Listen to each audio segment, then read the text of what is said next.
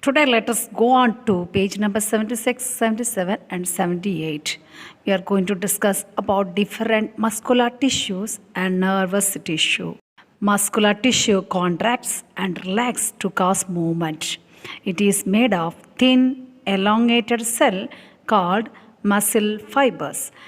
Why it is called fiber? Because it is thread-like, sheet-like structure. That is what it is called.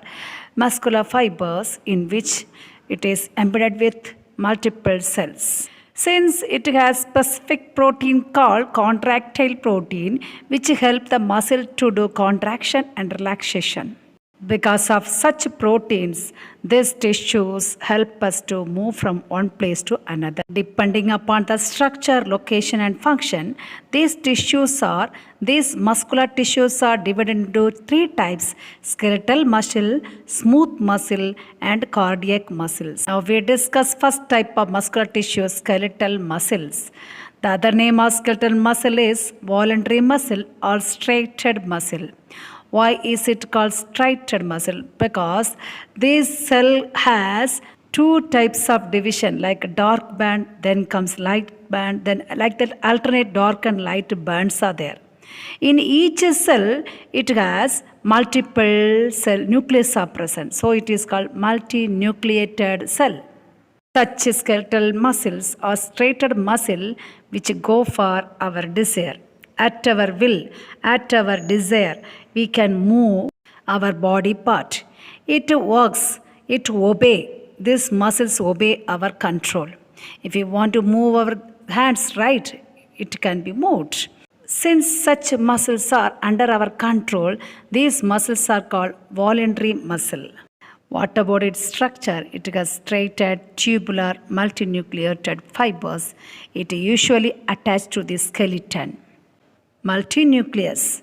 Each cell has more than one nucleus. That is what this type of cells are called, multinucleated cell. Usually every cell has one nucleus, but this type of specific cell, striated muscle, has more than one nucleus. These muscles are found in the body wall, limbs, arms, tongue, pharynx, beginning of esophagus. Second type of this muscular tissue is smooth muscle. This smooth muscle has tapered cell. That means it looks like spindle shape. It has non-striated, uninucleated fibers. Each cell has only one nucleus, so it is called uninucleated cell. It occurs in the wall of the internal organs and blood vessels. It is involuntary. It does not function according to our will or at desire. Where do you find such type of smooth muscles? It is found in internal organs like intestine, walls of the arteries, uterus, urinary bladder, iris, etc. Third type of muscular tissue is cardiac muscle or heart muscle, which is involuntary muscle. You know, heart function 24 hours. It does not obey our rule. It functions continuously.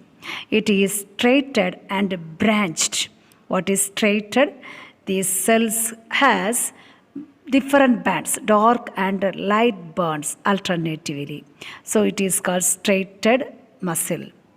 We have studied who are having striated muscle, the skeletal muscle as well as cardiac muscle. These both type of muscles are having striated tissues or striated fibers. This cardiac cell also uninucleated, which senses that each cell has only one nucleus. Such a cardiac muscle is restricted to only heart muscle of vertebrate animal. Next we go on to nervous tissue. This nervous tissue is a tissue. Its function is to sense a stimulus and transmit the signal from one part of the body to another. Unit of nervous tissue is neuron or nerve cell. We are going to study the part of the neuron. Neuron is a functional unit of nervous tissue. This nervous tissue consists of many cells. The cell is called neuron or nerve cell. This neuron consists of cell body, which is called cytosol, and also dendrites, and it is connected to long branch called axon, and axon is ended with axon terminal. This axon terminal is connected to another neuron's dendrites. This connecting part between one cell neuron to another cell neuron, this place is called synapse. Synapse is the end of the axon combined with the dendrites of other neuron.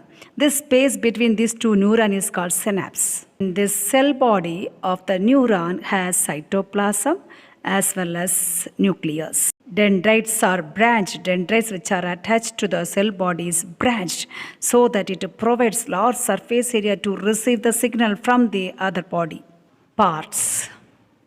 This branched like structure of this neuron cell transmit and get the impulse and transmit such impulse towards the cell body and the axon. Then from the axon and through the axon terminal, this impulse is transmitted to another neuron, dendrites of another neuron through synapse. The nervous tissues consist of three important organs: brain, spinal cord, and nerves.